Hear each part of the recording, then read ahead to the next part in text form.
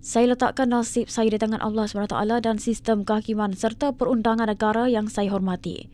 Demikian komen ringkas Ahli Parlimen Muar Syed Saddiq Syed Abdul Rahman sebelum memasuki kamar mahkamah untuk prosiding rayuan bagi mengetepikan sabitan dan hukuman 4 tuduhan pecah amanah, salah guna harta dan pengubahan wang haram dihadapinya berkaitan dana Angkatan Bersatu Anak Muda Armada.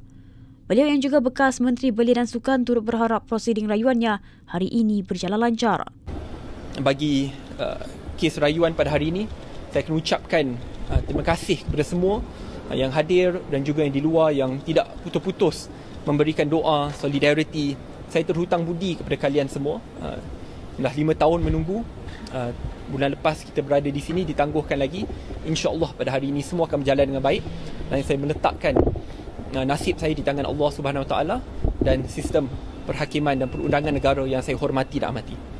Sidang media itu berlangsung jam 9.50 pagi 17 April, kira-kira 10 minit sebelum Syed Saddiq masuk ke kamar mahkamah untuk menyambung prosiding rayuannya.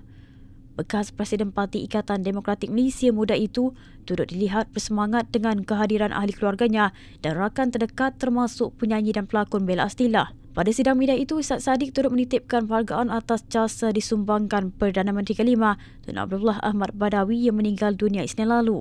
Sedekahkan doa kepada Allahyarham Tun Abdullah Badawi, mantan Perdana Menteri Negarawan Malaysia. Al-Fatihah.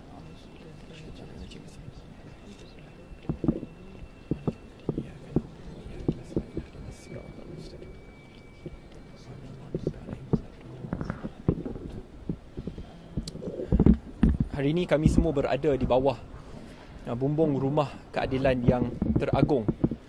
Bumbung yang sama di mana Allahyarham Tun Abdullah Badawi berjaya membawa 3 reformasi institusi kehakiman yang sangat besar, bermakna dan yang masih dirasai pada hari ini. Sebelum saya ulas tentang kes saya rasa saya terpanggil untuk kongsikan jasa beliau. Walaupun saya tidak dapat untuk mengenali beliau secara peribadi, tetapi sebagai salah seorang rakyat Malaysia mencintakan sistem perundangan negara, jasa beliau ini akan dan wajib dikenang sampai bila-bila masa. Beliau berkata demikian pada sidang media di lobi Istana Kehakiman pada 17 April.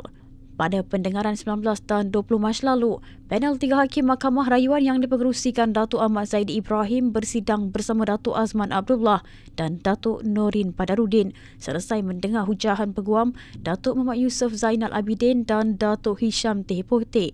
Berikutan itu, ia seterusnya akan bersambung hari ini dengan mendengar hujahan respondan iaitu pendakwa raya yang diwakili Timbalan Pendakwa Raya Datuk Wan Syaharudin Waladin yang tidak dapat meneruskan hujahan sebelum ini kerana sakit tekak.